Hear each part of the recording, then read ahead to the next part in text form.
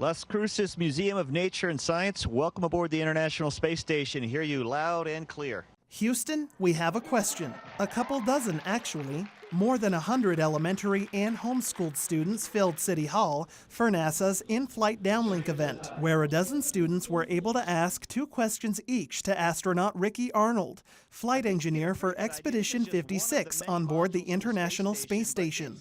Museum of Nature and Science education curator Stephanie Hawkins helped organize the Downlink, which Alamogordo also hosted in February. Hawkins says the region's history of space exploration and current programs made Las Cruces the perfect site for students to learn about space live from an astronaut. Science and technology is still the next frontier, and giving kids an opportunity to learn to experiment and make mistakes and explore new subjects and just try to find things that they're interested in gives them that push to find out that these are careers that they can have in adulthood and find out the steps that they have to go through to get there. 10-year-old Central Elementary 4th grader Sophia Hill and her sister Jenna were among the children selected to ask Arnold what it's like to live and work on the space station. Hi Ricky, my name is Sophia Hill.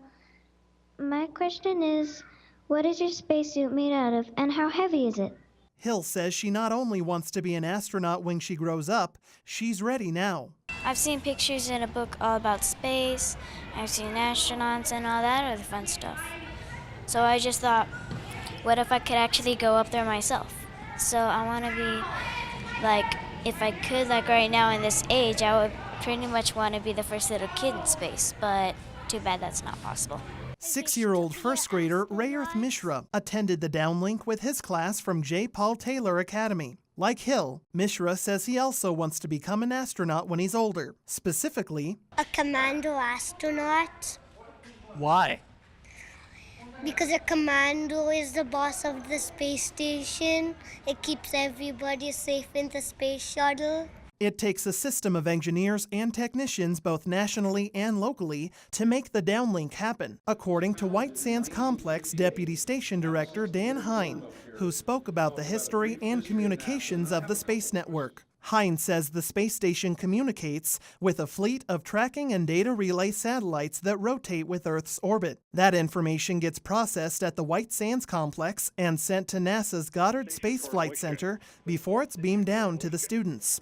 Hein says he hopes students who participated are inspired to pursue careers in the aerospace industry. When I was growing up, it was the space race that took us to the moon, and I hope that we capture some of that interest in these young people's hearts, get them excited about the future of our space program.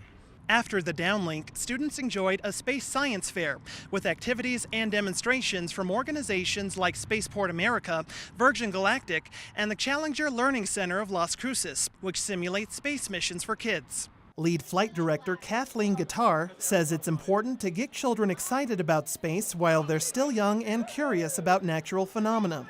Guitar says hosting community space events are invaluable learning opportunities for children. When we come into a space like this, the kids come in, they get to see liquid nitrogen demonstrations, the downlinking with the astronaut, all that kind of thing. It opens their eyes to really what's out there in terms of aerospace industry and jobs and careers possibly, and also just that excitement about science. So we're really excited to be part of something like this. From the looks on their faces, so are the kids. Like a doctor or veterinarian, Hawkins says being an astronaut is something many children think about and can achieve with enough hard work. That's true, but it's best to hear from astronaut Arnold himself. It's a demanding job, and there's a lot of high expectations. And all you can really do is give your best, and even that on any given day, you're going to fall short, you're going to make mistakes, you're not going to get the job done all the way, and you really got to learn to just realize your limitations and give your best effort. And when you fall short, just learn from your mistakes and really move on. Some down-to-earth advice kids can apply to any career they choose. For KRWG, I'm Michael Hernandez.